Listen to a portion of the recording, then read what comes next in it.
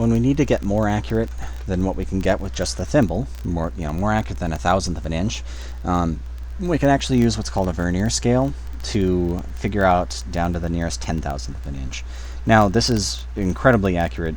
You have to be very careful with your measurements here, to the point where you have to make your measurements at a particular temperature, because just the thermal expansion of your micrometer will change more than 1/10,000th of an inch if you're in a warm environment versus a cold environment.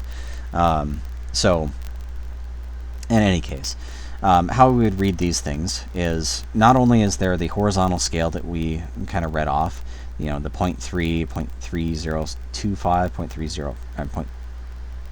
0.325, 0.35, and 0.375, and so on.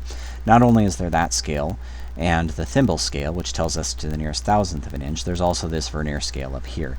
And how that Vernier scale works is, well, to get the measurement off the Vernier scale, we look to see which lines line up.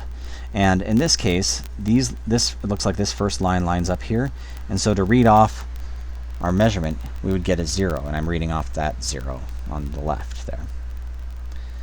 Alright, so if we want to read these Vernier scales, we need to first figure out which of these lines are lined up, and it looks to me like we're just after, or the Vernier scale is just above, that could be hitting. This is just below, just below, just below. So this one right here is definitely the one we're after. And it looks like the measurement here should be a 6. That's the measurement on our Vernier scale, is a 6. The measurement on this Vernier scale, we're just after, or just above rather, just above, just above. Looks like we're hitting here. Then we get to below, below, below, below, below, below, and so on. So this right here was where those are lined up. This measurement would be 3. On this one, we're above, we're above, we're above, and we're getting close. This one looks exact, and then this one looks below. So I'm going to go ahead and say that this is the measurement right here to give us a 9.